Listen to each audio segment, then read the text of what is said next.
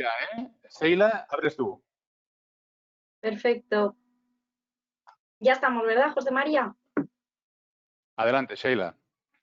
Pues buenas tardes a todos. Perdonad el pequeño retrasillo, hemos estado ajustando los detalles técnicos. En primer lugar, queríamos daros las gracias por compartir otro ratito más con nosotros en estos talleres que están teniendo, la verdad, una buena acogida. Queríamos dar nuestro apoyo y todas nuestras condolencias a todos los compañeros y compañeras que están pasando, bueno, por malos momentos en estos meses y por situaciones bastante complicadas. Daros la oportunidad también de que nos mandéis vuestros datos de contacto a aja@icam.es para que os podamos meter en los chats que tenemos en WhatsApp y que podáis estar al tanto de todos los talleres y toda la información que vamos compartiendo. Y bueno, presentaros a los ponentes de hoy, darles muchas gracias tanto a Marcos Molinero como a Antonio Agúndez, que nos van a presentar este tema de habeas corpus, ¿no? Tan práctico y hoy no suspendido, ¿no? Por el estado de alarma, si no tengo mal entendido. Muchas gracias a ambos ponentes, prestigiosos, reputados penalistas ya con larga experiencia en estos temas y, como siempre, a Derecho Práctico por ayudarnos a impartir estos talleres. Sin más, le doy la palabra a Antonio Agúndez, que creo que va a ser el primero en exponernos el taller de hoy. Déjame decir antes unas palabras, mientras Antonio va colgando su presentación. Antonio, ¿vale? Recordad a los asistentes, antes de nada, como Sheila, agradecer el valioso tiempo que invertís en nuestro programa formativo. Podéis hacer las preguntas a través de la funcionalidad preguntas. No las hagáis, por favor, a través del correo, mejor todos a través de las preguntas para tenerlas más optimizadas, ¿vale? Podéis seguir el evento a través del hashtag de Twitter ajapráctico, ¿vale? Y tenéis una serie de documentos que podéis empezar a descargar desde ya. Tanto documentación que aportan nuestros expertos, por un lado, como también un documento, por ejemplo, de nuestros colaboradores, donde podéis ver, descargar ebooks súper interesantes, hasta una serie de propuestas para captar más clientes en el despacho. Os aconsejo que la descarguéis. También os recomiendo, vamos a colgar en el chat enlaces al post donde tenemos los próximos eventos, que esta semana ya habéis visto que estamos hiperactivos. Y finalmente también compartiremos en el chat el enlace a nuestro canal YouTube para que veáis un poco los talleres, los estamos grabando y los editamos un poquito y los subimos paulatinamente 7, 10, 12 días después para que lo echéis un poquito de menos, ¿vale?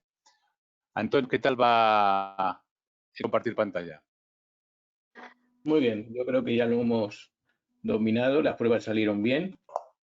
¿Se ven, no? ¿Veis pantalla? ¿Veis mi pantalla? Sí, vemos el acuerdo de la comisión, la hemos visto un ratito y lo seguimos viendo. Sheila, adelante entonces, Antonio. Vale, pues si queréis empezamos. Cuando tú quieras, Antonio. Bien, bueno, ante todo, muchas gracias tanto al grupo, a la agrupación de jóvenes abogados del Colegio de Abogados de Madrid por invitarnos a esta charla, igual que a Derecho Práctico. El trabajo que estáis desarrollando formativo, no creo que os lo paguen. Y siempre es de agradecer. Nosotros, en este caso, la asociación APROED, Abogados y Ciudadanos por Estado de Derecho, hemos querido contribuir y hemos engañado, entre comillas, también al ilustre compañero Marcos Molinero para que comparta su experiencia en este tema. Bien, me empiezo yo, porque por algún sitio hay que empezar. Y tenéis dos documentos descargables, como os comentaba José María, y que luego incidiremos brevemente sobre ellos. En lo que nos toca, el taller, como estamos hablando, es sobre la interposición del habeas corpus. El habeas corpus, toda la parte teórica la doy por sabida, puesto que todos o sois simpatizantes o sois expertos en derecho penal, y es un instrumento, un mecanismo que tenemos que tener como abogados penalistas conocido. No vamos a bregar porque se ponga un habeas corpus en todas las detenciones a las que asistáis, evidentemente, pero lo que sí que es cierto es que nos encontramos compañeros o compañeras que, aunque parezca mentira, no han puesto un habeas corpus, y lo que es más curioso es que no sabrían cómo ponerlo, ¿no? Entonces hay una serie de dudas que nos ha pasado a todos la primera vez, porque es tan, en teoría, un proceso tan autónomo y tan sencillo, entre comillas, que a veces por quizás minusvalorarlo no lo tenemos en consideración, pero que luego da a veces pequeñas sorpresas.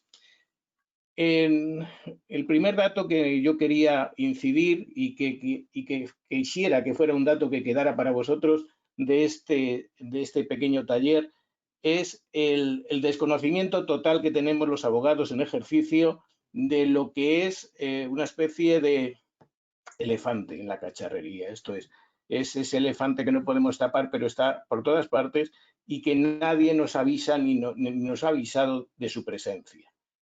Yo he titulado este punto como Área 51, y alude a esas normas de policía administrativa que no solo regulan, y puede pensarse, bueno, esto es una especie de organización interna que no nos afecta ni a los detenidos o relativamente a los abogados, ¿no? Es que resulta que en la práctica esta pequeña normativa de policía administrativa ha condicionado en España y sigue condicionando la prestación del servicio de asistencia letrada y las garantías de los detenidos en comisarías y cuarteles de la Guardia Civil.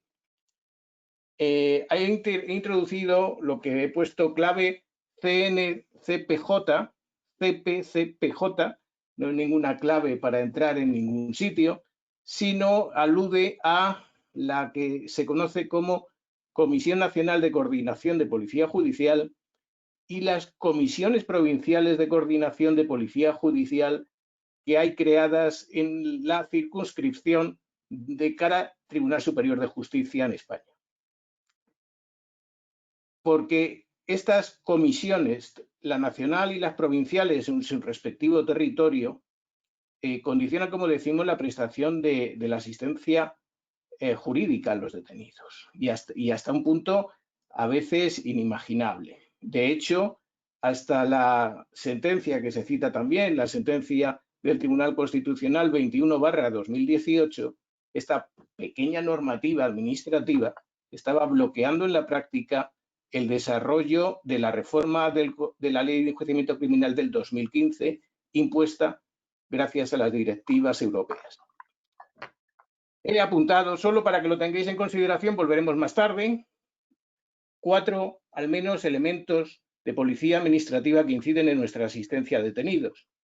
El más importante es el que se conoce como Manual de Criterios para la práctica de diligencias por la Policía Judicial, del año 2017, con una puntual modificación en marzo del 2019, precisamente para adaptar la situación a la sentencia del Constitucional que decíamos, 21/2018. Este manual tiene nada menos que 123 páginas. O sea, no es que hablemos de una circular interna de 6, 7, 9, 10 páginas, 123 páginas. Y aborda todas las situaciones de policía que os podéis imaginar dentro de lo que es el tratamiento de detenidos. Y es muy interesante. Y ahí descubrís detalles que sobre la marcha no percatamos, después decimos, pues ¿cómo lo resolverán? Pues, por ejemplo, está regulado hasta la duración de las llamadas telefónicas de los detenidos. ¿Por qué una duración y no otra? Bien, pues lo encontramos aquí. Encontramos que las llamadas de los detenidos se fijan 5 minutos. Esa llamada con la persona que sea de su elección. Hay otra instrucción clave, que es la instrucción 12/2007, que precisamente introduce lo más conocido, un formulario en materia de habeas corpus, como veremos, y una regulación también, una instrucción del 18, y un punto final, que es el de los protocolos de conducción y puesta a disposición judicial de los detenidos, entre comisarías y juzgados. Este punto se ha convertido quizás en el motivo estrella al final de presentación de un habeas corpus por ser el más numeroso, el que justifica o el que pretende justificar dilaciones injustificables en comisaría de los detenidos. Es importante conocer ese detalle y, como decimos, la normativa de policía. Porque al margen de esto, por ejemplo, resultará llamativo, y aquí enganchamos con las comisiones provinciales de cada comunidad autónoma. Hay que reconocer que hay que felicitar desde luego al Colegio de Abogados de Madrid, que ha podido empezar a asistir a la comisión provincial dependiente del TSJ de Madrid, esa comisión provincial de coordinación de policía judicial, porque los abogados estamos fuera y estamos, salvo en Madrid, como digo, en toda España fuera de estas comisiones provinciales. Y es donde se parte el pequeño bacalao. Pero, como digo, el conocer las disposiciones que emanan de estas comisiones provinciales, tanto y sobre todo de la nacional, nos permite tener un dato importantísimo a la hora de argumentar en comisarías, porque es que más que la ley de enjuiciamiento criminal, en los centros de detención lo que va a misa son estas órdenes gubernativas.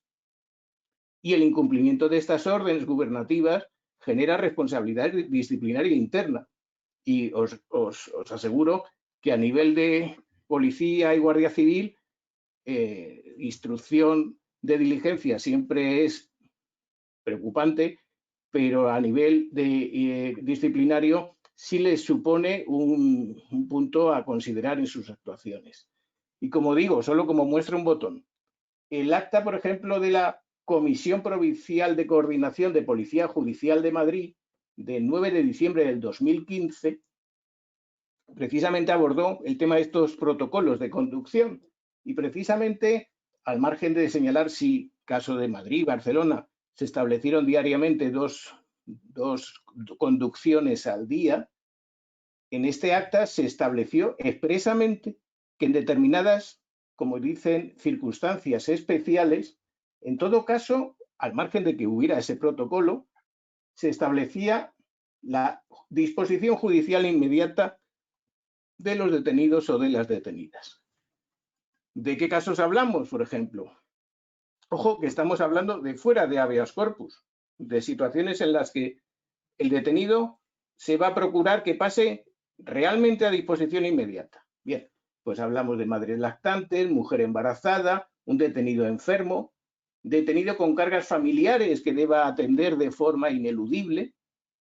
Todos estos casos, los mismos protocolos de conducción se prevén especialmente que queden al margen. No hablamos de que se haya pasado la conducción hoy, no, es que se coge un coche patrulla y se le pone inmediatamente a disposición del juzgado de guardia a esta persona. Y luego también se establece en los mismos protocolos que será supuesto de disposición judicial inmediata los casos en que se solicite un habeas corpus. Bien, eso lo dejo ahí y me parece desde luego un punto desconocido para nosotros en la práctica procesal y que es de interés. No sé qué tal voy de tiempo porque no he mirado el reloj antes. En cuanto a apartados... Puedes emplear 5 o 10 minutos más, no te preocupes, Antonio. Con 10 apaño. Tenemos la norma base, recordamos todos, es la Ley Orgánica 6/1984, que regula el procedimiento para regular el procedimiento de habeas corpus. En cuanto a quién puede solicitar un habeas corpus, en vuestra asistencia en comisarías tenéis que estar tranquilos porque precisamente, aunque la ley orgánica no lo prevé expresamente, lo reconoció más tarde el Constitucional, pero la ley no lo dice. Como decíamos antes, entre los archivos descargables tenemos una página de ese manual que decíamos de criterios para la práctica de diligencias de policía judicial que prevé precisamente uno de sus apartados, el habeas corpus. Y en ese manual, que es tanto para policía como guardia civil, se prevé expresamente como solicitantes de un habeas corpus, pues el mismo detenido, su cónyuge, persona unida por análoga relación de afectividad, Ministerio Fiscal, Defensor del Pueblo, y habla expresamente del abogado del detenido. Esto es, la policía, esto es un manual operativo policial, tiene más claro que muchos, incluidos nosotros a veces, que somos legitimados claramente para la solicitud, en nuestro propio nombre y en el del detenido, como un apoderado o mandatario verbal. Entonces, la legitimación en lo que respecta, como estamos viendo,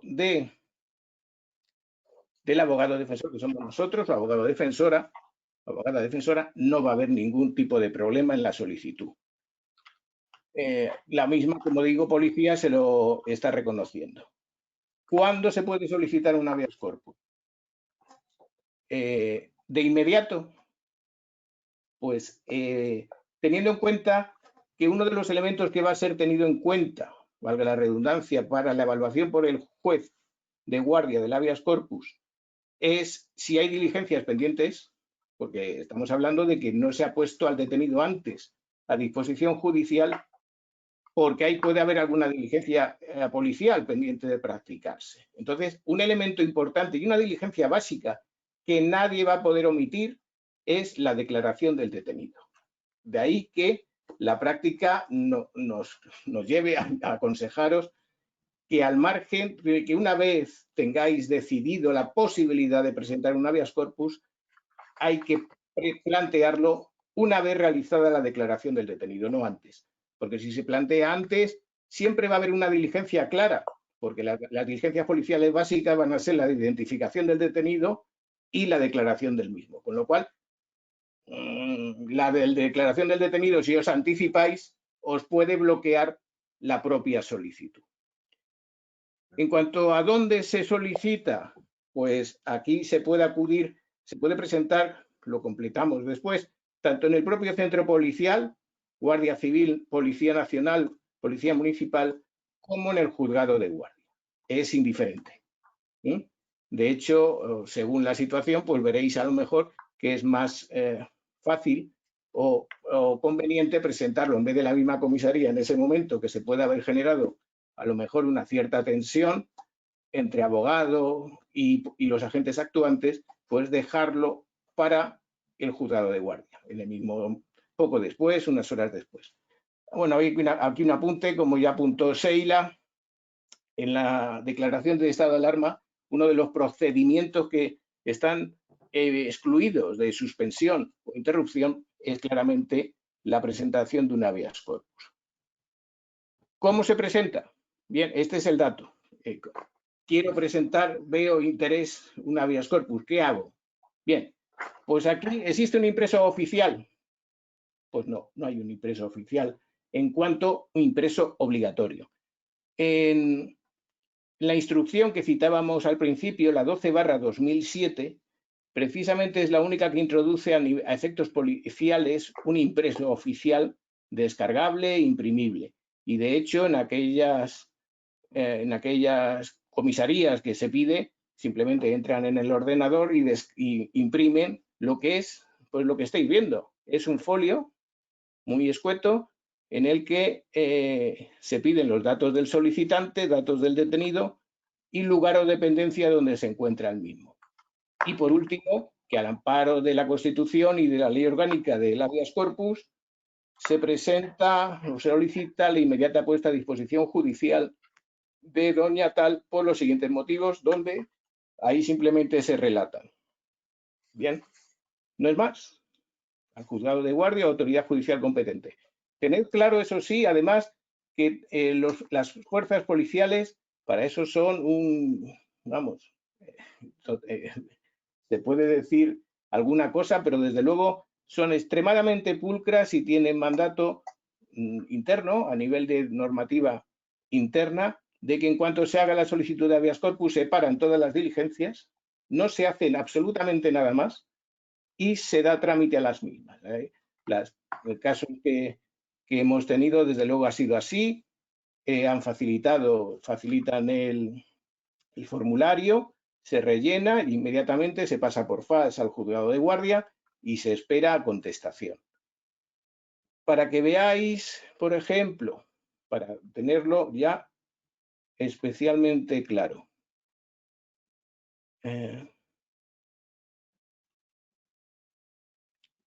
Este es el impreso que comentábamos, que está disponible, pero como decimos, no es un impreso obligatorio y hace las funciones cualquier folio en blanco, simplemente con la misma estructura. Solicitante, detenido, lugar en que se ha producido la detención y está custodiado la persona, y la solicitud de puesta a disposición con base a los siguientes motivos.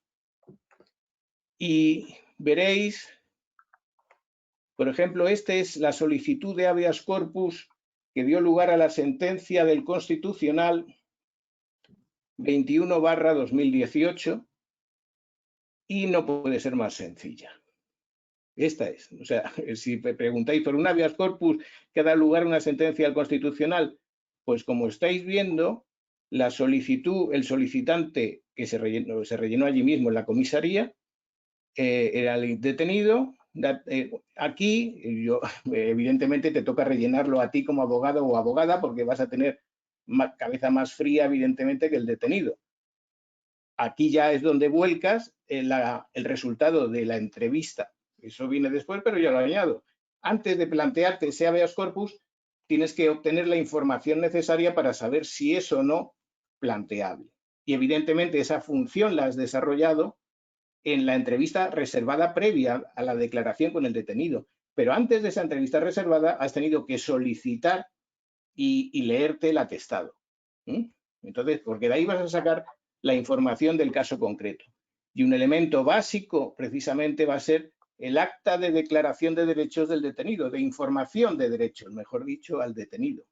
En ese acta la propia policía te va a decir cuáles son los elementos que se han tenido en consideración para que sea esta persona y no otra la que esté aquí sentada. ¿Bien? Y aquí, pues aquí, en este sentido, el estilo cambia según la persona. Lo puse en tercera persona, como si fuera él, porque firmó él, para que no hubiera ninguna duda. Otras veces firma él y firmo yo. O si lo solicitas tú solo, porque en el juzgado de guardia lo solicitas tú solo como abogado, firmas únicamente tú, no pasa nada por eso. Aquí se reflejó. Dice, mi abogado ha solicitado acceder a las diligencias practicadas, atestado policial, para examinar los elementos que justifican la legalidad de mi detención y le han negado ver o examinar el atestado, con vulneración del artículo 520 de la Ley de Enjuiciamiento Criminal. Que el atestado está cerrado, aquí añadimos para que el juez vaya asimilando, y mire usted, no hay más diligencias pendientes, o sea, estoy aquí por otra cosa, bien sea una represalia policial o bien sea un desbarajuste administrativo. Que el atestado está cerrado, pero desconocen si pasaré hoy al juzgado de guardia, no habiendo hecho nada. Bueno, esto es una cuestión material que es solo por añadir. Bien, visto esto, no sé si ahora, bien. Estábamos, y vamos más rápido porque estoy fuera de hora. No existe un impreso oficial, se puede presentar tanto en ese formulario que puede solicitar a la policía y ellos tener por seguro que os lo van a dar, pero se puede hacer en un folio en blanco sin ningún problema desde tu despacho para presentarlo firmado con tu firma digital, por ejemplo, para que no haya ninguna duda. ¿Se puede presentar cómo? Pues aquí el COVID se introduce y la presentación, para bien, creemos, va a ser doble. O puede ser vía presencial, como hemos visto, por rellenando el impreso en la misma comisaría o por registro en el juzgado de guardia, o por vía telemática, que es cumplimentar ese escrito y mandarlo por mail, porque vía telemática esperemos que se quede el sistema. Cuando vais a hacer una asistencia al detenido en comisarías, tenéis la opción de solicitar el atestado por correo electrónico. Ese correo electrónico de comisaría os puede servir también para enviar esa petición de habeas corpus, está claro. Mail fax al centro policial o al juzgado de guardia competente. Preguntaban una vez, ¿se puede presentar un habeas corpus por LESNET? Pues aquí hay que ser prácticos, porque el habeas corpus lo que intenta es la máxima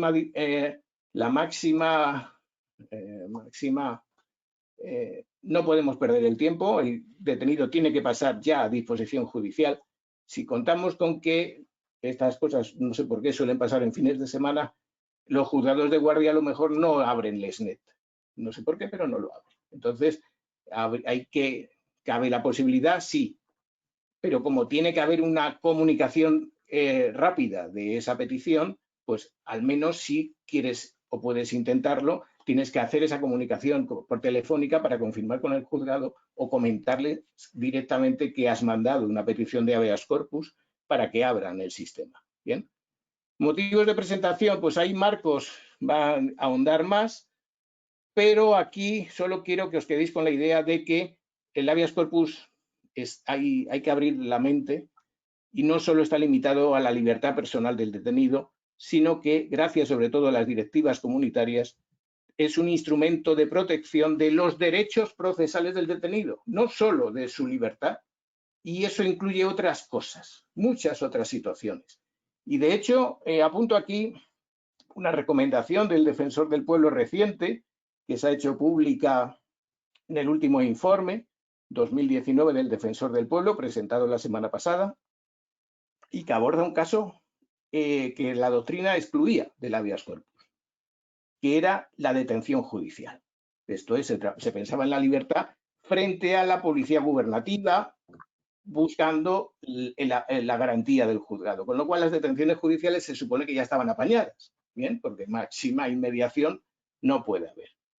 En este caso puntual que se debe a un compañero de Madrid, se estimó además la recomendación del Defensor del Pueblo en un supuesto en que había una detención policial por orden judicial, pero la orden judicial generó una estancia en comisaría más allá de lo habitual y surgió la necesidad de, bueno, el detenido está detenido, eso está reconocido como tal y tiene sus derechos al margen de que haya un juzgado que ya esté conociendo. Y se privó al detenido de la entrevista con su abogado. Entendió la policía que como el juzgado ya había dicho que al día siguiente le pasarán, pues que ya le vieran al día siguiente. Y el Defensor del Pueblo entendió que al detenido le ampara también el 520 y le ampara el habeas corpus, y así ha sido reconocido, como decimos, esa recomendación. El procedimiento de habeas corpus puede dar lugar a dos autos judiciales. Cuando llega la solicitud al juzgado, puede haber una inadmisión del mismo o bien inicia el procedimiento que va a recabar la presencia tanto del detenido como de su abogado, presencia entre comillas. Ya sabemos que con la asistencia telemática puede facilitarse esta situación. Pero antes hay que admitir el habeas corpus. Bien, la gran mayoría de habeas corpus son directamente inadmitidos de forma irregular. Y de hecho, los recursos, ese auto de inadmisión no cabe recurso, da lugar a las sentencias del Constitucional que podéis encontrar sobre el tema y que claramente y de forma reiterada, y el Constitucional se está cansando de decir que hay una vulneración continua de la misma doctrina del Constitucional, porque salvo casos excepcionales como son los motivos procesales por falta de jurisdicción, esto es, que llegue al juzgado de instrucción una petición de habeas corpus de un soldado al que ha sido sancionado por un centro militar. Entonces, la competencia de ese habeas corpus, siendo procedente, no es del juzgado de guardia de instrucción, sino va a ser de un juzgado togado. Eso es una causa de inadmisión, clara. Pero todo lo que no sean casos muy tasados, tiene que el juez está obligado a iniciar el procedimiento y es con comparecencia del detenido, dándole audiencia, y si no lo ve evidentemente procedente, desestimarlo. Pero eso supone una tramitación. Solo resaltar, ya lo veréis aquí, que el auto de inadmisión genera el camino rápido al amparo. El auto de desestimación no está previsto que no tenga recurso, ojo, ese es un dato interesante, y cabe recurso de reforma y en su caso apelación. Y después amparo, pero hay una tramitación en la que podemos obtener un resultado antes de la cuenta. Y esto es básicamente, luego quedan las preguntas, entra Marcos. Perfecto. Muchísimas gracias, Antonio. Ha sido todo muy, muy práctico, y con abundancia de casos reales, que es lo que importa. Marcos, ¿qué tal? Muy buenas tardes. Muy bien. ¿Se te ha quedado un poquito congelada la imagen? Que nadie se preocupe, pero al menos se te escucha perfectamente. A ver, habla un poquito. La imagen no. Está todo perfecto. Sí. Vale, genial. Te voy a dar el rol para que puedas hacer la presentación. Perfecto.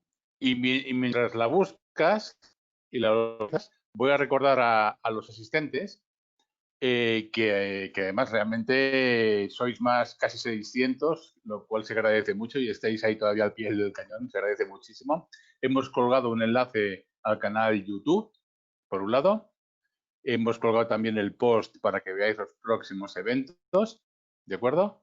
Y recordad que podéis seguir haciendo preguntas a través de la funcionalidad, pues preguntas que veis en el lateral derecho. También podéis descargar abundante documentación ¿veis la funcionalidad documentos 5 a 5? Pues la desplegáis con el triangulito que veis a la izquierda o en un cuadradito que hay a la derecha, da igual, se pasa al medio y lo podéis descargar. Aprovechad ahora, a lo largo mientras hasta que acabe lo podéis descargar, no hay prisa. Ya veo la presentación de Marcos, pues cuando ya quieras, Marcos. En primer lugar, comprobar que se ve perfectamente la presentación y saber si se está viendo o no se está viendo. Es lo único que quería saber. Yo estoy viendo la autoridad del abogado y el conocimiento de la ley. Perfecto. Artículo 520. Ahora. Bueno. Ahora se ha ido un momento. Perfecto. Si puedes pasar la primera pantalla, mejor, ¿verdad?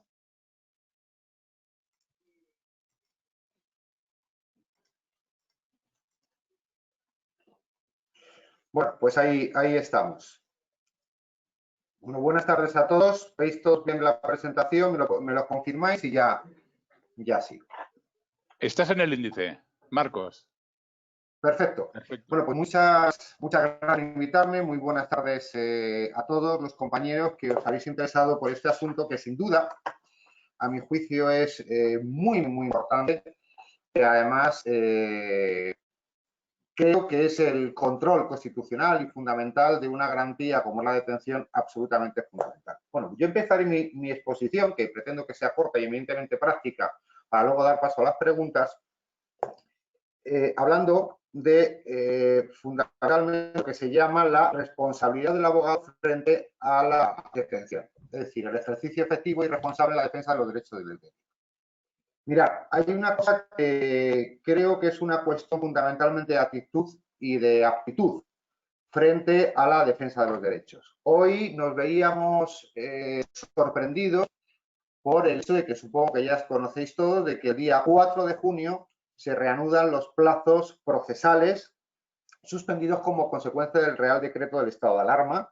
Bueno, pues ese acuerdo ha sido suscrito o ha sido conformado por el Ministerio de Justicia, el sector judicial del Consejo General del Poder Judicial y la Fiscalía General del Estado. Es decir, los abogados estamos nuevamente, a pesar de ser mayoría en el sistema judicial, como luego veré, yo no soy un operador del sistema judicial, yo no soy un colaborador del sistema judicial, yo soy protagonista del sistema judicial. Lo que pasa es que, bueno, nuestro Consejo General de la Abogacía, ya lo hemos visto y permitirme esta pequeña reivindicación, lleva años preconstitucionales incluso desde su inicio, siendo absolutamente acomplejado como si fuéramos inferiores o como si nuestro estrado fuera inferior.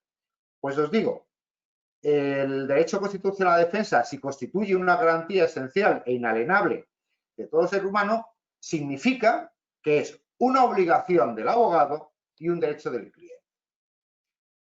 Y en concreto, con el habeas corpus, forma parte del elemento del derecho a la defensa, porque el habeas corpus lo que pretende es controlar la legalidad de la detención y las condiciones de la misma para el ejercicio del derecho a la defensa que ostenta el cliente.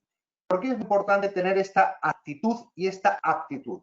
Porque nos tenemos que creer que no somos operadores telefónicos, que no somos colaboradores, que somos el protagonista esencial en cualquier proceso judicial, ya sea penal, civil, administrativo, laboral o mercantil. Porque sin el juez se sustituye, el tribunal también, el fiscal que es uno solo, como cuerpo, es sustituible. Pero el abogado libremente designado, ese no es sustituible. Ni por un abogado de oficio. Tú no llegas, se esperan. Si tú estás enfermo, tienen que suspender o deberían de suspender. Con lo cual, en la detención, el protagonista, el que tiene que velar por los derechos, el que tiene que salvaguardar los derechos y las garantías del detenido, por muy malo que sea, es el abogado. Por eso decía antes lo del acomplejamiento del Consejo General del Poder Judicial, en el que pocos veréis que está alzando la voz ante el cercenamiento de todos los derechos fundamentales que estamos viendo durante todo este tiempo. Y no entro en consideraciones políticas, entro en consideración de que los abogados, históricamente, hemos sido los que hemos defendido los derechos fundamentales y las garantías constitucionales. Y hoy por hoy somos pasivos.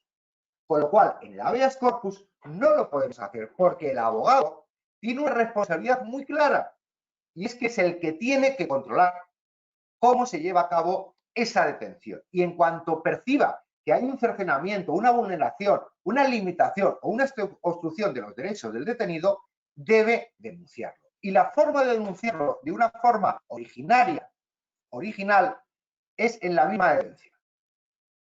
Por eso, el abogado, es lo que os decía, como protagonista de ese ejercicio del derecho fundamental a la defensa, no puede permitir a ser degradado un mero colaborador de la Administración de Justicia. Es decir, tenemos que garantizar la concurrencia de todo eso, pero tenemos que ser autorresponsables. En primer lugar, todos conocemos plenamente el contenido y la interpretación, la doctrina de jurisprudencia de todos y cada uno de los derechos y obligaciones, derechos del detenido y obligaciones del abogado, que figuran en los artículos 520 a 527 de la Ley Administrativa Criminal. Yo creo que no.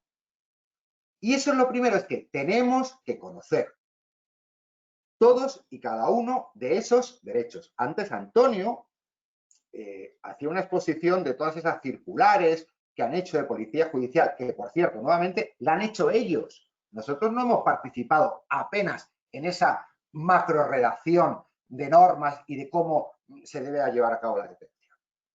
Mirad, yo recuerdo todavía cómo fui detenido en la comisaría de Carabanchel, porque lo primero que hice al llegar a una detención fue decirle al cliente, tú te callas, no digas nada. Inmediatamente me detuvieron por entorpecer la investigación.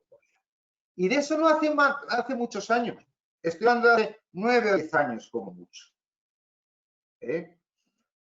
Por suerte, tuve más o menos el apoyo en ese momento el coordinador de los, porque estaba además actuando de oficio, porque aquí si se actúa de oficio de designación particular no tiene que haber ningún tipo de merma de esa obligación o de esa garantía de derechos. Tuve desde el coordinador de los abogados de oficio del Colegio de Abogados de Madrid que me dio, pero ahí te encuentras solo. Y es que no nos sentimos autoridad, ni nos consideran autoridad. Y si no sentimos autoridad y no nos consideramos autoridad, porque tampoco tenemos el refrendo institucional, difícilmente podremos tener la valentía de cumplir todas esas obligaciones. Vamos a ver. Entre esas obligaciones o esos derechos, y con la transposición de las últimas directivas del Tribunal Europeo de Derechos Humanos y de todas las sentencias y transposición de las directivas, no solamente está en que te puedas comunicar con tu cliente desde el inicio de la detención, desde el inicio de la detención, incluso telemáticamente. Por cierto, lo digo, yo he hecho asistencia telemática desde que se modificó la última modificación de la Ley Administrativa Criminal. Esto no es nuevo. Puedes llamar y precisamente, y no te tienes por qué desplazar. Ahora se está elevando la capacidad que tienen de mandártelo. A mí el otro día me mandaban unas diligencias policiales por correo electrónico, lo cual es absolutamente inimaginable hace unos meses, pero ya no con una comisaría, con un simple juzgado de instrucción en Madrid. Oiga, deme usted un número de fax que se lo mando. ¿Pero cómo que número de fax? Mándeme usted un correo electrónico. Eso es inimaginable. Bueno, la asistencia telemática por teléfono a los detenidos se puede hacer desde hace mucho tiempo. No es algo nuevo, ¿vale? Pero también se puede hacer, como es absolutamente fundamental, la presentación incluso telemática por correo electrónico de esa área. Cuando digo de los derechos, estoy hablando de la comunicación con tu cliente, del acceso a las actuaciones, salvo que estén bajo secreto de sumario y, por lo tanto, solamente las indispensables. Pero yo hace unos años, hablando precisamente de las condiciones de la detención del 522 de la Ley de Enjuiciamiento Criminal, yo siempre me planteaba una cosa, anudando esto con el derecho a la defensa. ¿En qué condiciones presentamos a un detenido no preso ante un juez? Todos los que habéis hecho alguna vez la asistencia al detenido y la puesta a disposición judicial, veis en las condiciones en las que se encuentra. Y no me hace falta irme a una comisaría. En la sede de los juzgados de Plaza Castilla de Madrid son inmundos. Es el hacinamiento de personas malolientes en condiciones higiénicas absolutamente reprobables, en las que los abogados nos estamos reuniendo con nuestros clientes. Yo personalmente, que mido 1,90, no quepo en el locutorio. Estamos con mascarillas antes, durante y después del COVID. ¿En esas condiciones realmente el cliente puede ejercer su derecho a la defensa? ¿Nosotros podemos prestar la asistencia técnica del derecho a la defensa? La respuesta es no. Y además es que lo hemos normalizado. Lo hemos normalizado durante años. Bueno, pues eso tiene que ser objeto de un habeas corpus. Presupongo que la detención es legal, que ha cometido por lo menos un hecho típico, subsumible en un tipo, o presumiblemente en un delito penal. Pero es que las condiciones de la detención, la comunicación con el abogado, el acceso a las actuaciones, pero el estado físico y emocional en el que se encuentra el detenido es fundamental. Lo ha dicho en numerosas ocasiones el Tribunal de Derechos Humanos. Mientras el juez está en su despacho con su guardia, el fiscal también, y el abogado está tirado en la sala de espera de los calabozos, el detenido está en un agujero de 3×2, sin comer, sin dormir, sin luz, sin ducharse y con un lavabo común para 20 o 30 celdas. ¿Cuántos de vosotros habéis bajado a una celda en unos calabozos? ¿Cuántos os habéis metido en la celda? Yo sí. Y cuando ves un camastro,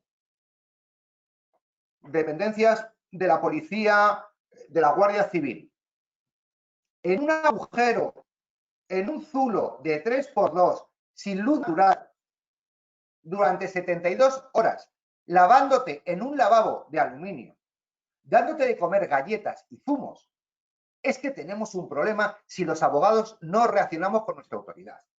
Y ahí está el habeas corpus. En esas condiciones, yo interpuse un habeas corpus, la detención era en la Guardia Civil de Collado Villalba, el juez era el de Majadahonda. Y lo puse porque no me permitían dar de comer y dar ropa a mis detenidos. Y eso se tradujo en que no solamente me admitió el incidente del habeas corpus, sino que ordenó que se me permitiera darles de comer. Tan fácil como irte al Mercadona, que estaba al lado, en este caso, comprar unos zumos, unos blisters, un poco de pan y dárselo. Porque no es incompatible con la seguridad si esos alimentos están envasados. Y dárselo. Y el propio juez dijo que se revisarían las condiciones higiénicas. Pero es que esto ocurre en la Audiencia Nacional, en procesos sonadísimos en los que los clientes están en esos zulos durante 3 días, a veces mientras los jueces se van incluso fuera de Madrid a hacerse otras ocupaciones ociosas. Y durante esos 3 días casi no tenemos comunicación con el cliente y no podemos llevar a cabo las mínimas diligencias para examinar si conviene o no conviene hacer la declaración jurídica.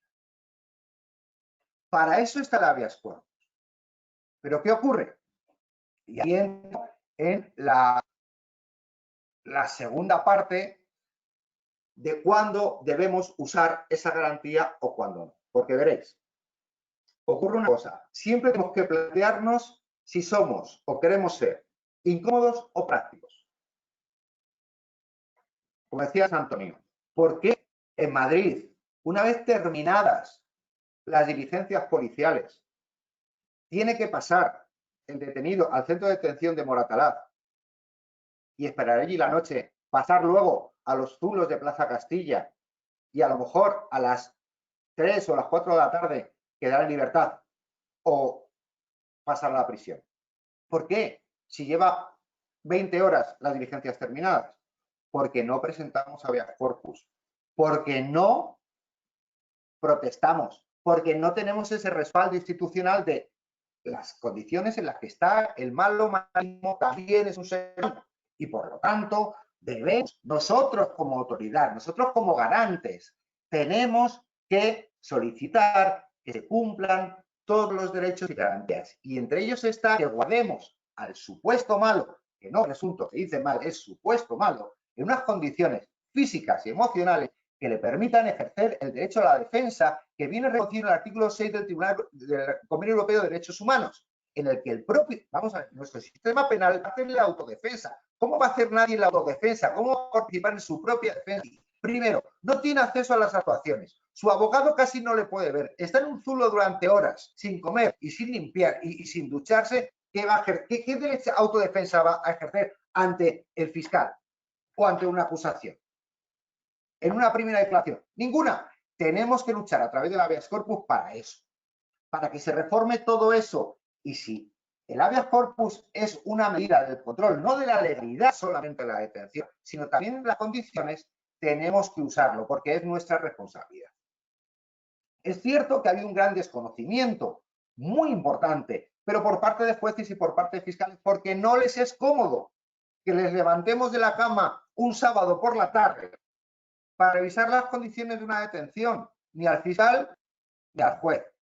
Los abogados estamos de guardia, los policías y los cuerpos de seguridad también, pero normalmente el juez o el fiscal no está en una guardia permanente, y menos si estamos en pueblos que tienen guardias de una semana. ¿Por qué tenemos que alargar esa detención?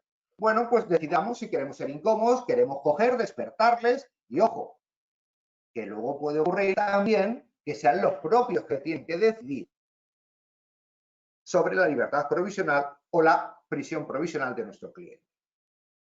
Al final, ¿qué ocurre?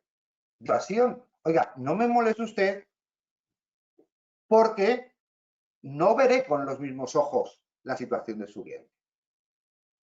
Mi consejo, conocer plenamente la doctrina, la jurisprudencia que determina y desarrolla los derechos y obligaciones del 520 al 529 de la Junta Criminal, el artículo 6 del Convenio Europeo de Derechos Humanos y, sobre todo, qué significa el control del 17.4 de la Constitución Española. Como yo os digo, la sentencia es muy importante que os invito, la hemos colgado para que la leáis, del Tribunal Constitucional 34/2014 de 24 de febrero. Tradicionalmente, nos inadmitían el habeas corpus, no, la detención no es ilegal. Hombre, ya así podríamos llegar. Y encima no hubiera cometido ningún delito. Obliga a los tribunales a admitir, y como bien ha dicho Antonio, a revisar los motivos. Mira, hay una cosa en la que no estoy de acuerdo. No tenemos por qué esperar, con lo que ha dicho Antonio, no tenemos que esperar la declaración del delito.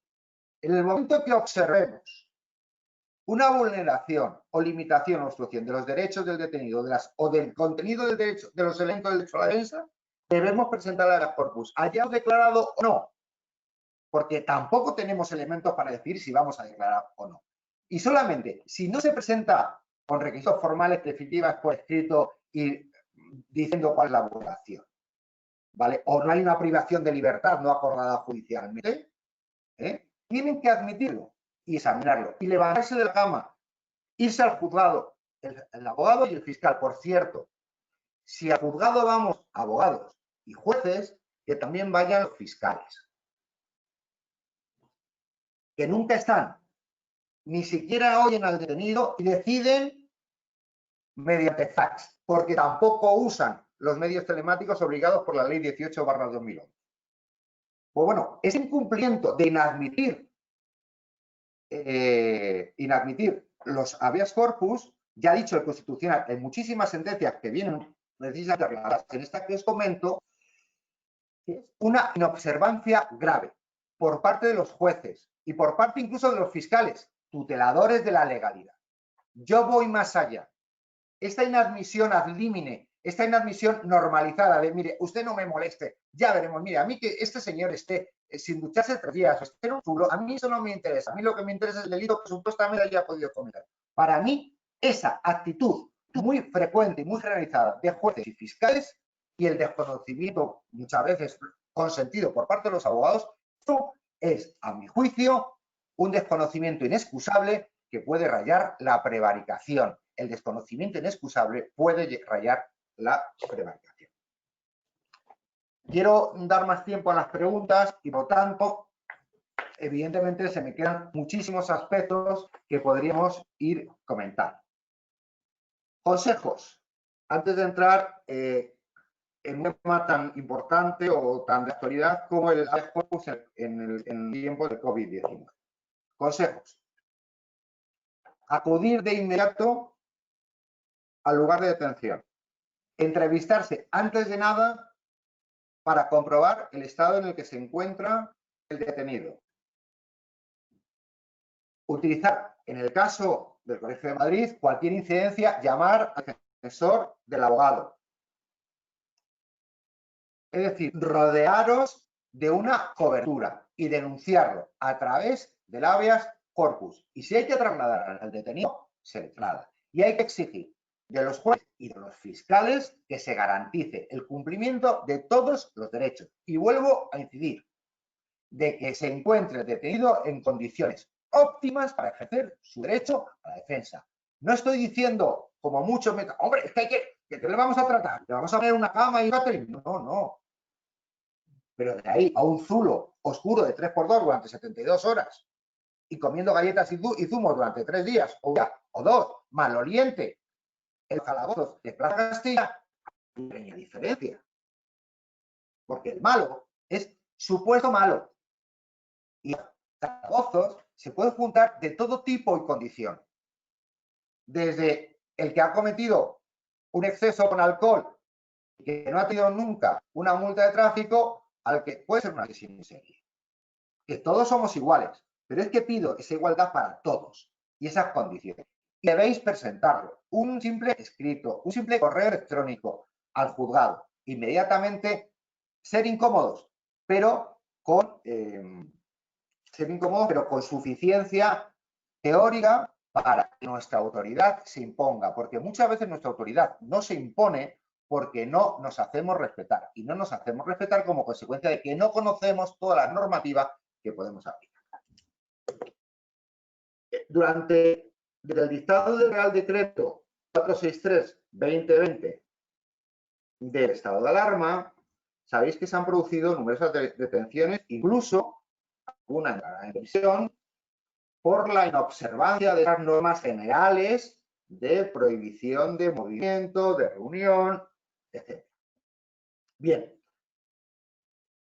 hay numerosas sentencias, incluso una del Tribunal Supremo, que determina la tipificación, la subsunción de esos comportamientos como delito de desobediencia. Es decir, no un incumplimiento supone, leo textualmente, el juicio de subsunción exige que se contraste después de una orden personalmente notificada con el consiguiente apercibimiento legal que advierta de las consecuencias de incumplimiento. Es decir, incumplir el estado de alarma, el decreto de estado de alarma, no significa la comisión de un delito. Con lo cual, si te han detenido única y exclusivamente por eso, no has hecho caso a ese estado de alarma, no ha habido un enfrentamiento con la unidad policial que te ha requerido para que te fueras a tu casa o para que dejaras de hacer determinada actividad prohibida, no puede haber una detención. Y en ese caso, curiosamente, efectivamente esa detención sí es ilegal porque no has cometido un delito. Y por lo tanto, el habeas corpus, más que por las condiciones de la detención, es por la propia legalidad. Es decir, la no comisión de un delito implica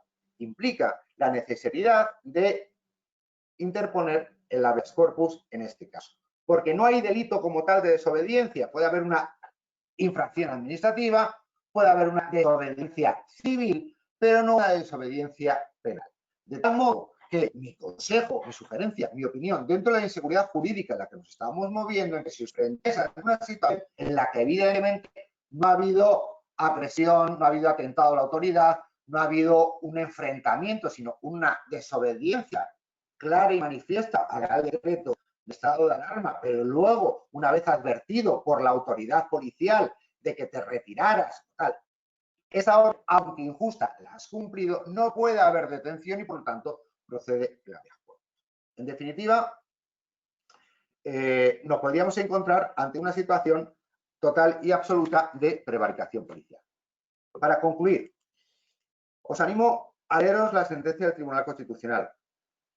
Os requiero para que os leáis los artículos de la Ley de Enjuiciamiento Criminal que determinan cuáles son todos los derechos y obligaciones de la detención. Los documentos policiales o hechos policialmente ad hoc para cómo llevar a cabo todas esas detenciones. Os animo a eso. Y después de ello, que si os dedicáis al derecho penal, os invistáis todos los días de la autoridad que supone el ejercicio del derecho a la defensa. Y con rigor, con suficiencia, y sabiendo que en la mayoría de las veces estáis solos, que no tendréis el suficiente o el efectivo respaldo institucional de vuestros colegios de abogados en muchas ocasiones, os plantéis en la comisaría vistiendo vuestra toga con dignidad y sobre todo diciendo que ahí los protagonistas sois vosotros y que si no se cumplen los derechos o las garantías que tiene todo detenido, interpondréis un habeas corpus y no es una amenaza, es una promesa. Os invito, por lo tanto, a toda reflexión. Gracias a todos los que me habéis invitado y espero que al menos os haya dado unas pautas, porque esto no puede ser una clase, sino un simple taller, unas pautas para que reflexionéis sobre cómo utilizar esta herramienta tan fundamental en cualquier Estado democrático. Muchísimas gracias. Gracias a los dos, a Marcos, a Antonio, por vuestra ponencia, que creo que ha sido bastante práctica y muy fácil de entender. Bueno, vamos a pasar al turno de preguntas, que os voy a ir leyendo, ¿vale? Sí que os ruego que seáis un pelín breves, lo más que podáis en las respuestas, porque tenemos un montón y nos gustaría poder abarcar tantas como podamos. Os vamos a enviar la presentación de Marcos, que creo que no la hemos colgado aquí en la parte general. Os la enviaremos a todos por correo, ¿vale? Y bueno, decirle a Marcos que efectivamente estamos completamente de acuerdo con él en que los abogados no somos meros colaboradores, ¿no?, de la justicia, sino que somos los verdaderos impulsores de la justicia.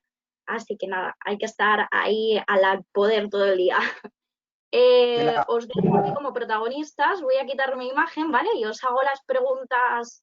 Voy a intentar lanzaros lo más simple que pueda, pero voy a ir leyendo, esto es en directo. Vale, dadme un segundito, me oís bien, ¿verdad? Sí. Perfectamente. Dinos, cuéntanos. Pues mira, empezamos con Norma, que nos dice: en las asistencias por el turno de oficio, quien debe presentar el habeas corpus en los siguientes casos, ¿quién debe presentar el habeas corpus en los siguientes casos? Si el detenido lo ha pedido antes de la asistencia del abogado y si lo solicita el abogado una vez que éste lo haya... Perdonadme, pero es un poco complicado. Si el detenido lo ha pedido antes de la asistencia del abogado y si lo solicita al abogado una vez lo asiste a la comisaría, y si el caso de corresponderle al abogado, si éste debe presentar el escrito ante el juzgado de guardia vía Lesnet o debe ser de manera oral ante el funcionario policial para que lo tramite, y si corresponde al abogado del turno que queda asistido en comisaría, realizar la asistencia ante el juez de guardia o es el abogado del turno de oficio quien debe realizarlo. Si os habéis enterado de la pregunta, oye. Creo que sí. Bravo. Adelante, si no os la repito. A ver, rapidito. ¿Quieres? No sé qué decías, Marcos. El abogado de oficio, que estamos hablando de un supuesto poco habitual, pero que teóricamente es posible. Entre los interesados o legitimados para interponer el habeas corpus es el primero el detenido, evidentemente. Y puede pasar teóricamente que una vez llega el letrado a asistirle, el detenido por su cuenta ha presentado un habeas corpus. Bien, pues entonces la labor y la obligación del abogado, pero no solo de oficio, estamos hablando de una situación, como comentaba Marcos, abogado de oficio, abogado particular, sobre todo de oficio, pero para todos los casos. Tú tienes que evaluar, porque la situación personal de ese detenido o de esa detenida, en una situación de privación de libertad, aislada de contacto con terceros, con amigos, con familiares, pues bueno, hay también notarios que son detenidos, pero evidentemente la redacción o formulación de un habeas corpus pues, puede ser desde lo que ha oído hasta lo que le han contado en el calabozo otros compañeros. Con lo cual, ¿cabe presentar más de un habeas corpus? Resumiendo, sí, porque ese segundo habeas corpus, si has motivado con unas causas suficientemente distintas de las que han seguramente denegado, es totalmente admisible y no solo lícito, sino obligado su tramitación. ¿Que cómo lo haces? Hombre, vamos a ver, hemos dicho total antiformalismo. Se puede plantear un habeas corpus verbal frente al agente policial, pero lo suyo para ti como abogado responsable es formularlo por escrito, aunque sea de esa forma mínima que hemos visto antes, porque tampoco hay que hacer, los hay, formularios buenos de muchas páginas, pero para el caso puntual y concreto, lo que terminas denunciando son esa labor de síntesis que va con la licenciatura y que puede resumir en que este señor se está produciendo una dilación en su puesta a disposición judicial desde que fue detenido. Y tú en el atestado que has visto antes sabes la hora y el día en que fue detenido y la hora y el día en que te encuentras. Y preguntando directamente, porque esto es así, hay esa confianza y los agentes suelen responder si va a ser pasado a disposición judicial y cuándo. Con esos datos ya te ubicas. Con datos de otras facetas, como comentaba Marcos, de las condiciones, que te cuente, y de mire usted, yo es que estoy medicado y llevo un día aquí completo y no me dan la medicación. Pues ese es un supuesto claro también de habeas corpus. Y esa obligación es tuya. Y como abogado de oficio, corresponde tramitarlo a ti. Y si cuando llame el juzgado y si lo tramita para hacer alegaciones, el competente vas a ser tú.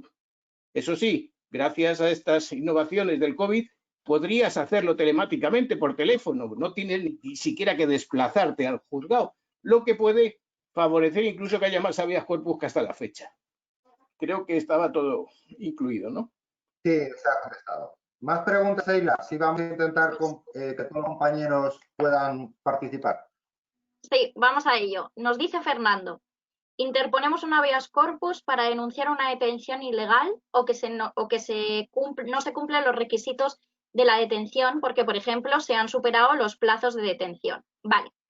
Pero entonces, si no me dejan ver el expediente y tan solo me informan de los datos esenciales decididos de motu propio por la policía o guardia civil, ¿hasta qué punto es aventurado presentar un habeas corpus fundado en la denegación de ver el expediente? A fin de cuentas, si no veo el expediente, no puedo valorar si la detención pudiera ser conforme a derecho. Vale, Fernando, Antonio, le voy a contestar yo. Fernando, gracias por la pregunta porque además resume muy bien la situación. A ver, vamos a ver. Hay que distinguir entre la ilegalidad de la detención y la vulneración de derechos durante la detención, ¿vale? Porque no es lo mismo. Es decir, la detención puede ser legal porque han cometido efectivamente un delito, ¿vale? Ahora bien, si durante esa detención, durante el tiempo en el que está detenido, no se han, por ejemplo, no te dan acceso no te dan acceso a la atestado. Eso es un supuesto claro del habeas corpus. Te tienen que dar derecho al atestado. No a los elementos esenciales del atestado. Al atestado, incluso la obtención de copia. Eso es un tema muy discutido, pero mi conclusión es, yo tengo que tener incluso a los elementos de convicción. Interpones el habeas corpus y le dices al juez, oiga, yo lo que decía antes, la autoridad es importante. Oiga, yo a este señor no lo puedo defender. Este señor está indefenso ahora mismo. ¿Por qué? Estar yo aquí y no estar yo es lo mismo. Es como si estuviera pintado. Es testimonial. Si no tengo acceso a las actuaciones, me dan lo que ellos quieren. Y además, yo no sé si este señor hay indicios suficientes para haberle detenido. Eso supone, evidentemente, no hay una orden judicial de detención, pero aunque si hubiera, también podría tener el acceso al habeas corpus. Ese es el elemento que tú tienes que combatir en el habeas corpus. Una vez accedido a las actuaciones, podrás determinar efectivamente, pero ya con comparecencia judicial, si procede o no procede, continuar con la detención. Es decir, el habeas corpus tiene como objetivo parar, hacer un stop y decir, un momentito, voy a acudir al control judicial para que determine. Es que hay una posible. Vamos a ver. La policía son agentes de la autoridad y la autoridad es el juez. Ellos no son la autoridad. Esto en el juicio del juez lo decía muy claro el presidente del Tribunal Supremo. Oye, la autoridad soy yo. Usted es el agente. Usted tiene que decir, tiene que hacer lo que yo diga. Entonces, esos excesos de autoridad son los que tienen que controlar el juez. porque está muy claro, hay una posible prevaricación judicial. Ojo, en mi experiencia profesional durante casi 30 años, normalmente la generalidad es un respeto muy claro a el abogado. Pero es cierto que parece que somos enemigos y no es cierto. Tú utilizas el habeas corpus, perdonad que me he alargado, disculpa Antonio, disculpa a todos, pero utiliza el habeas corpus porque no te dejan ejercer tu derecho a la defensa. Ese es el motivo. Luego ya, si ha cometido un delito, es otra cosa, no te anticipes. No te anticipes. Otra pregunta yo creo, ¿no? Sí, no, está bien. Perfecto, pues pasamos a la siguiente. Dice Yelieni. ¿Ha dicho Antonio que es mejor presentar el habeas corpus antes de que el detenido declare? Si es correcto, si se presenta después de declarar, ¿qué consecuencias traería? A ver, Marcos ha discrepado bien conmigo en ese punto. Yo lo que he dicho es que normalmente lo de siempre ha sido un exceso, evidentemente, siempre y nunca son evitables. Pero que entiendo que es recomendable que una vez que sepas que hay una posibilidad de habeas corpus, porque hay una vulneración de derechos o una posible detención ilegal, el planteamiento lo puedes hacer, y estamos hablando que tu intervención en comisaría va a ser media hora, 3/4, no mucho más, vas a estar más esperando que en la declaración del detenido. Que se realice esa petición de habeas corpus por parte del letrado después de la declaración. Normalmente la declaración va a ser en blanco, puesto que va a negarse a declarar, pero después, porque ya hay una diligencia policial que se sume o no, el juez no va a tener la salida fácil de decir, mire, todavía está allí porque quedan diligencias policiales pendientes. Eso es improcedente, pero lo vemos. Con lo cual, ese trámite, que es un trámite de unos minutos, sabiendo que no va a declarar el detenido, yo aconsejo, es un consejo, a hacerlo y posteriormente manifestar la voluntad de poner un habeas corpus. Un dato que no hemos podido entrar, ese habeas corpus, una vez que lo tengas claro, por ejemplo, por el hecho de que se te niega el acceso al atestado, no te lo han facilitado, todas las veces que tengas que hacer una manifestación por escrito, tienes que irlo adelantando. Esto es, si haces un asesoramiento telemático en esta situación tan crítica que tenemos, la comisaría te va a mandar el atestado por correo electrónico. Tú, si tienes alguna pega a ese atestado o porque faltan claramente algunas diligencias que no te han mandado, en la contestación, porque también está regulado que tienes que mandar una declaración responsable de que te han facilitado el atestado, tú aprovechas esa declaración para señalar las pegas que has visto. Y en la declaración del detenido haces constar allí mismo en esa declaración, como tienes derecho, de que quieres hacer constar protesta de que la detención no es irregular, dado que no se te ha facilitado el atestado. O sea, son pequeñas miguitas de pan que atan precisamente tu habeas corpus posterior por ese motivo. Y por tanto, el momento temporal influye. Y de hecho, no lo hemos hablado, pero está en el aire, hablamos de un uso estratégico del habeas corpus. No será la primera ni la última vez que, como apuntó Marcos, cuando haces y exteriorizas a los agentes una vez te informan en determinados casos, por ejemplo, el más habitual, que es el de la dilación en pasar al juzgado, y planteas que si tu detenido pasa una noche te estarás obligado a poner un habeas corpus, que los agentes actuantes, que muchos te comentan que esto es dar por saco para ellos, porque es más tramitación interna, pues cambian de opinión y lo que es irremediable noche en calabozo pasa a ser, dice, bueno, va a quedar en libertad. O sea, el mero hecho de anunciar el habeas corpus a veces solventa el problema que tienes, porque hay que ser práctico, claro. Ya. Pero Antonio, disculpa, hago una postilla. El problema muchas veces de la dilación de la detención no está tanto, y esto es, la experiencia secretaria, no está tanto en la propia policía, salvo operaciones grandes, pero hay que distinguir qué tipo, es decir, en operaciones que nosotros hemos llevado muy grandes, en las que a lo mejor tienes 45 detenidos, pues necesitas en 2 días, por lo tanto tienes que tener los abogados, pero ahí siempre hay control. Normalmente en esas operaciones tan grandes siempre hay control judicial ya, ¿vale? Incluso en varias provincias, no. Pero, por ejemplo, por poner un ejemplo claro, en Madrid, la Policía Nacional termina el estado un sábado, por ejemplo, a las 12 de la mañana. Ese señor no es pasado a disposición judicial hasta el día siguiente. Y no es un problema de Policía Nacional, es un problema del juzgado. Que no, usted me lo trae mañana. Claro, interponer la habeas corpus, no al juzgado de guardia, sino al juzgado de guardia, no al juzgado de detenidos, al controle la legalidad de una medida que no depende de la unidad policial, sino que depende de su compañero de estrado, realmente es complicado. Eso decía, es que normalmente la vuelta no está siempre en la policía. Está el control de la legalidad por parte del Ministerio Fiscal y por parte del juez. Oiga, yo estoy de guardia y si hay un detenido y han acabado ustedes me lo traen, sean las 2 de la mañana, las 3 de la tarde, las 6 o las 4 de la mañana. Claro, también es cierto que el otro día me preguntaba un abogado, oye Marcos, ¿qué horario tienen las comisarías de policía?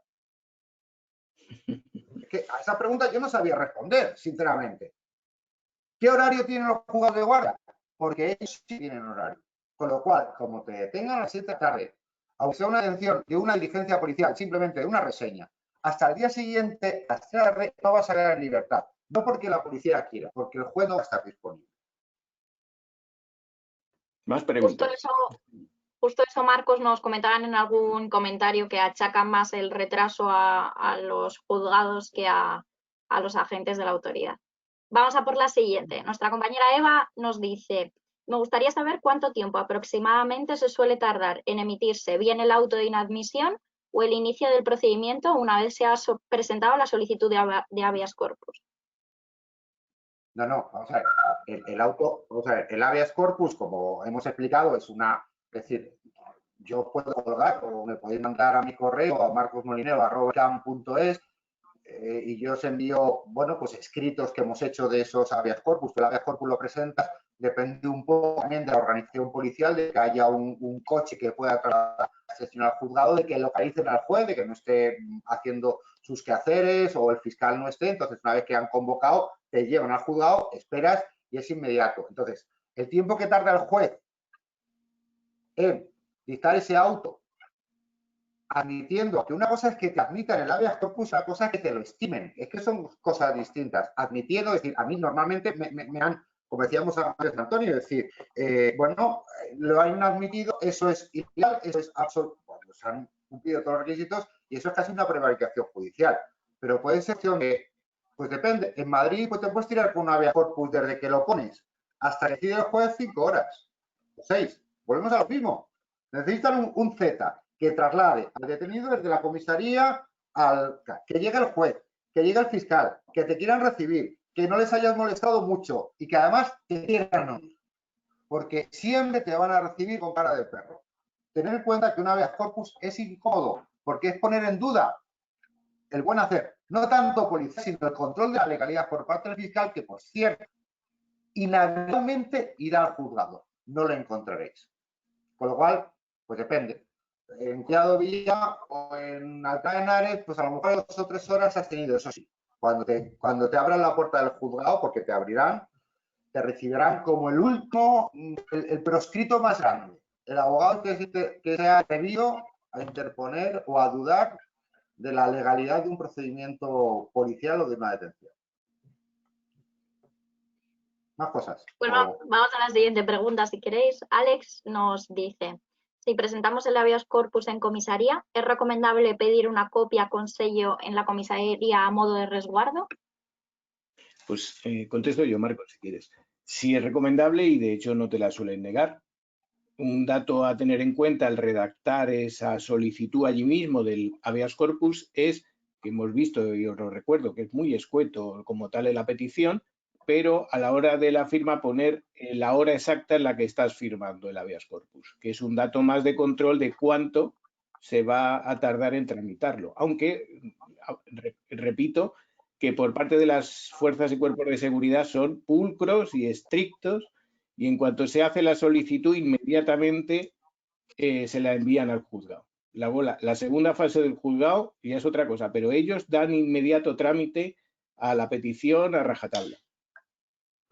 Un pequeño apunte a esto, con esta pregunta que nos hacen. Vamos a ver, es curioso que en el tiempo en el que estamos todavía tengas que hacer casi 2 copias y luego una fotocopia. en principio se podría, y yo lo he conseguido en algún centro de detención, el que o te dejen un ordenador o simplemente te hagas una comparecencia con tu cliente, porque el habeas corpus puede poner el cliente, pero lo suyo es que evidentemente lo relate el abogado. Una cosa muy importante que os digo, la interpretación del habeas corpus necesita una exposición sucinta, pequeña, de cuáles son los motivos.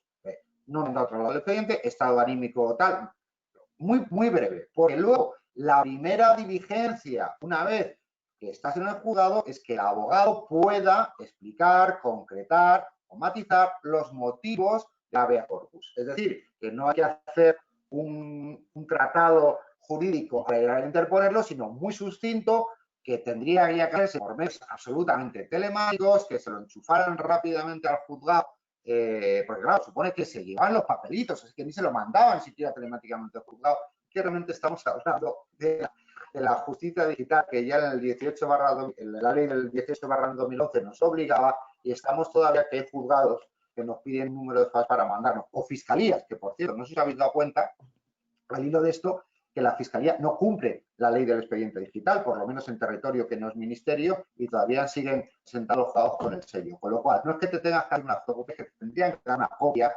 evidentemente, incluso telemática, de ese habeas corpus, teniendo en cuenta que luego podrás ampliar o concretar más los motivos del habeas en la primera diligencia judicial, en la que ya sabes, el juez y el fiscal te van a mirar con muy mala cara. ¿Sheila? Pues pasamos a la segunda, si queréis. Sí, perdón. Nos dice Eva, en el caso de que tras nuestra asistencia en dependencias policiales al detenido se le dejara en libertad sin pasar la disposición judicial, pero yo como defensa viera oportuno solicitar el habeas corpus, en defecto de juzgado de guardia, ¿tendría que hacerlo siempre en la misma comisaría tras la declaración del detenido? Que si la persona está en libertad, no procede el habeas corpus como tal, puesto que ha cesado el motivo. Lo que sí podrías, en todo caso, salvo que Antonio opine otra cosa, es denunciar la situación, pero evidentemente, si ha quedado en libertad, el habeas corpus trata de regular la situación de la detención. Si ha cesado la detención, entiendo yo que no hay causa como tal para habeas corpus, porque evidentemente uno de los requisitos o los presupuestos es que está detenido. Si no está detenido, no tiene ese presupuesto. Podrás utilizar otros medios de denuncia, pero el habeas corpus o de control de la legalidad. En determinadas causas, en determinados motivos, además, para tramitar el habeas corpus, yo coincido con Marcos en que, cesada la privación de libertad, decae la base fundamental del habeas corpus, y que, aun cuando exista una violación de derechos, se puede quedar constancia, como hemos visto, antes haciendo esa reseña a petición del abogado en el acta de declaración de derechos del detenido, para que lo puedas usar después, aunque no haya generado ese habeas corpus. Y de hecho, alguno da lugar a una desestimación de habeas corpus porque ha cesado la situación de libertad. Hay un mecanismo administrativo que como decía yo en mi ponencia, está minusvalorado, y que a los policías les molesta especialmente y consiste en que al tiempo, si hay que abordar el habeas corpus, el propio abogado puede presentar una queja en una hoja oficial de quejas y reclamaciones que hay en las comisarías, porque esas están muy supervisadas por una unidad especial de policía que supervisa las actuaciones en las que hay cualquier vulneración o denuncia de vulneración de derechos de los detenidos. Y ahí hay una sección disciplinaria que evidentemente desechamos porque parece que lo nuestro es más importante, y puede dar un apoyo de interés a lo mejor en la situación. Más. Nos dice Andrea, los motivos son entonces el no cumplimiento de alguna de las normas recogidas desde el 520 en adelante, y si alguna de ellas no se ha cumplido, te admiten el habeas corpus, además de alguna vulneración de derechos fundamentales recogidos en la Constitución. Pues hombre, básicamente sí. Pues a ver, básicamente es decir, son las garantías. A ver, el 520 lo que recogen, lo siguiente recoge garantías, derechos y obligaciones de los detenidos. ¿vale? De los abogados, de los jueces, de los policías. Si alguna de esas garantías no se cumple y hay algún derecho fundamental, ahí no viene, se han pegado una paliza, evidentemente, o sea, no viene. Es decir, yo creo que al final tutelar que todo se haga en unas condiciones óptimas, es la base. Pero claro, esos artículos, igual que todo el tema de los derechos fundamentales, está muy desarrollado. Por eso yo os invitaba a que leyerais la muchísima doctrina, la muchísima jurisprudencia del Constitucional, que como bien decía Antonio, el amparo es prácticamente no es directo, porque a la inadmisión de recurso, donde ahí vienen toda la casuística, es que es muy, muy importante, pero fundamentalmente yo creo que la idea es los derechos humanos. Si es que básicamente eso, pero claro, también el ejercicio del derecho a la defensa. Si tú no tienes acceso al Estado, no puedes ejercer el derecho a la defensa, por lo cual tendrás que subir al juez, te dan acceso o se le está privando de un derecho fundamental. Hombre, el enfoque, y por completar algo, es los derechos procesales penales del detenido. O sea, derechos fundamentales hay muchas facetas y hay muchos. Estamos hablando de los que aparecen en el marco de 520, que son muchos. Si los leéis tranquilamente, hay muchas posibilidades, todavía no... Esto es un campo en barbecho. Seguimos aprendiendo, pese a que este tema, en principio, es un tema menor y en principio la ley, como decíamos, de 1984 no se ha modificado hasta la fecha. A lo mejor toca en este proyecto de ley orgánica del derecho de defensa futuro, y hay que plantear algo, pero que hay campos sin abordar.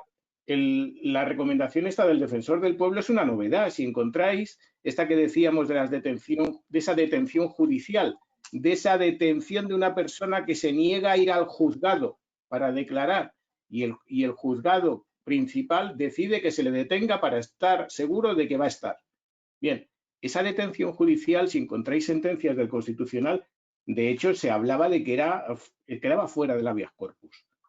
Pero en tanto esa detención, y ahí está la reforma del 2015, que ha sido una clave, una revolución a efectos policiales y a efectos de derechos de los detenidos. En tanto en cuanto esa detención tiene los derechos del 520 de la Ley de Enjuiciamiento Criminal, hay una serie de derechos que se pueden y deben reclamarse. Y por eso el defensor del pueblo señala que al margen de que esto sea completamente legal, su detención, en principio, han de velarse por los derechos del 520. Como mínimo la entrevista que tiene con el letrado designado. Más. Genial, pues si os parece, como ya casi vamos a completar tiempo, pero aún tenemos más de 300 asistentes, os voy a hacer la última pregunta o de las últimas. Si sois breves, si lo conseguís, intentamos hacer otras, pero ya os digo que no vamos a lograr dar respuesta a todas porque son súper extensas y un montón, la verdad.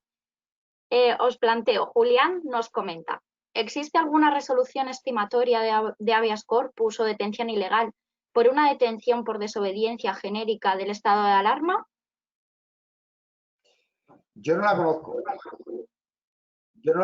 Lo que sí hay ya son sentencias que archivan y sobreseen. Pero es que el problema, yo creo que ahí Antonio está de acuerdo conmigo, es que a nadie se le ocurre. Es que los abogados no utilizamos esta herramienta, muchas veces por desconocimiento. Y entonces yo no la conozco. Lo que sé son sentencias de archivo y sobreseimiento diciendo, oiga, esto no es delito, el incumplimiento de las obligaciones de trabajo.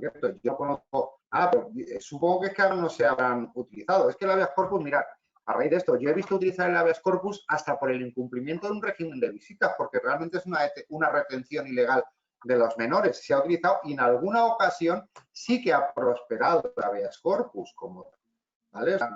De la retención de los menores. Pero en el caso del COVID, yo os digo que yo no la conozco, porque creo que a nadie se le ha ocurrido.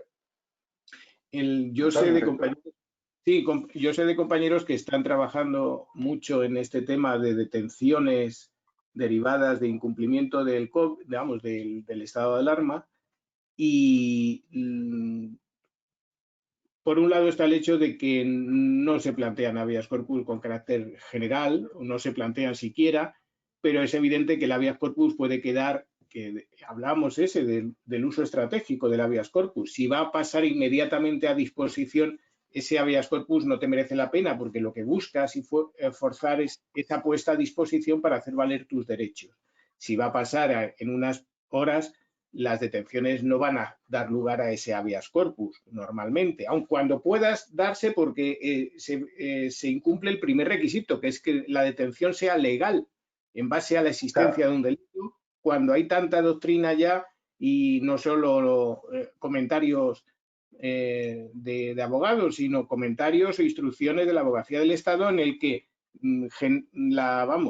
hay determinados puntos que se van clarificando de forma clara, y lo que hay son conducciones, porque en este batiburrillo termina habiendo, eso sí, una agresión a policías, un atentado a policías, pero vemos atestados en los que se conduce a 4 personas, 3 para ser identificadas, porque no portaban ningún documento de identificación, que no es una detención, ojo, pero y una cuarta que va no solo para ser identificada, sino es la única detenida penalmente por agresión a un agente policial.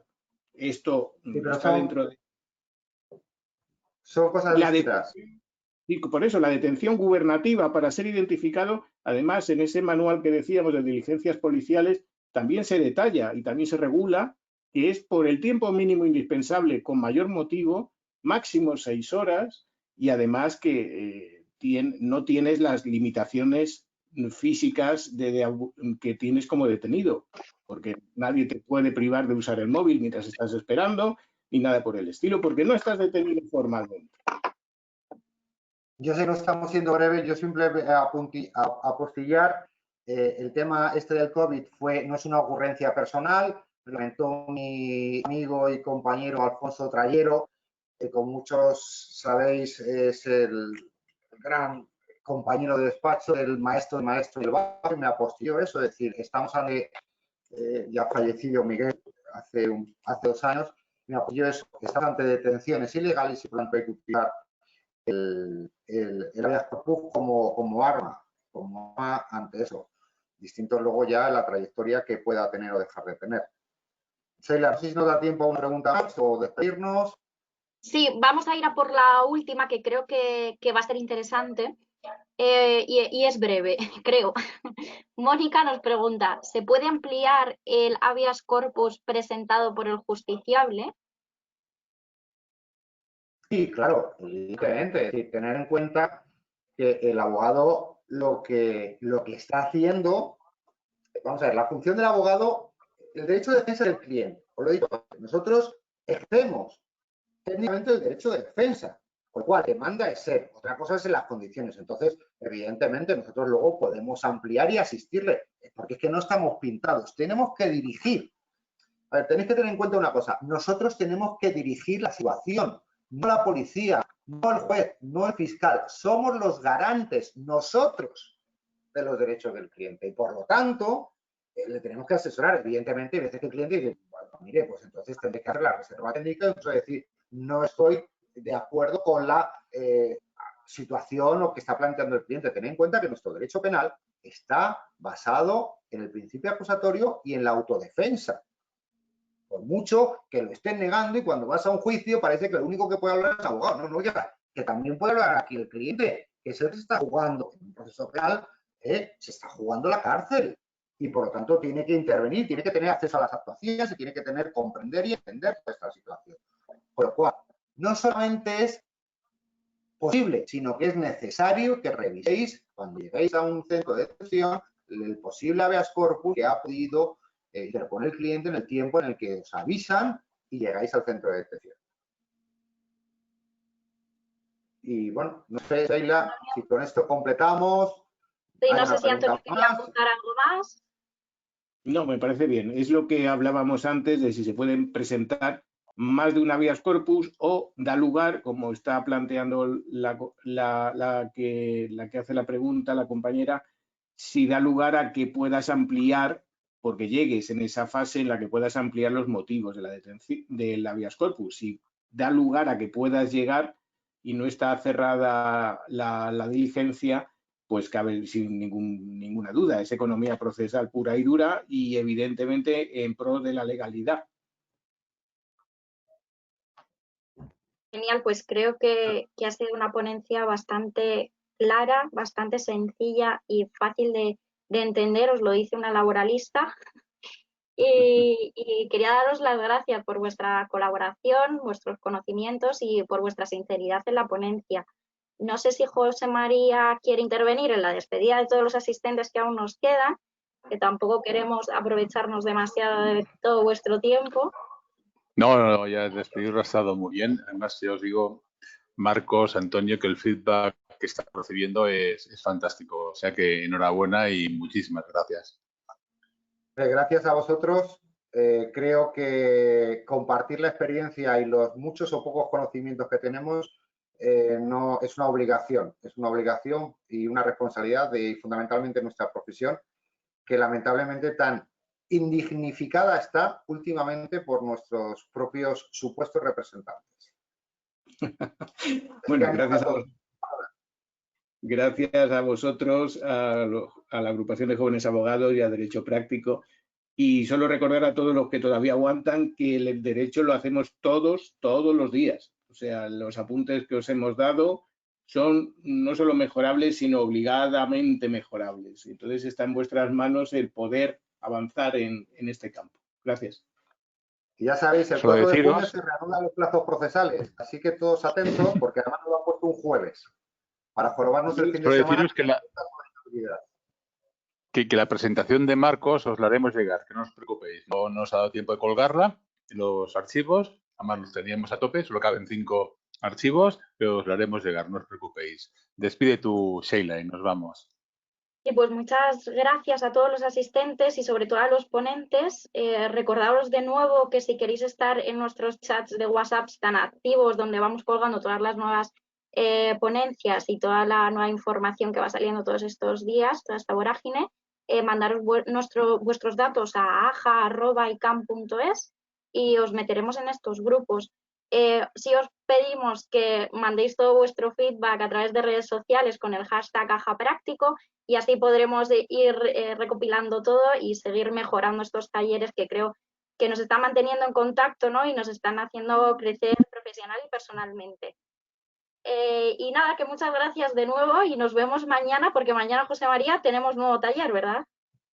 Pues mira, mañana acogemos a los Legal Hackers de Málaga y de Madrid con un evento muy chulo sobre justicia virtual, los primeros juicios retransmitidos en remoto de plataformas como Skype, ¿no? Y luego a las 6 un evento muy chulo de mediación civil y mercantil con, no me acuerdo del nombre ahora, de abogada. ¿Te acuerdas tú? Bueno, mediación civil y mercantil. Un evento. Lo siento. Tenemos la semana completa, así que os animamos a comprobarlo todo. Muchas gracias y ya damos por concluida la ponencia. Gracias, chicos. Gracias. Gracias a todos.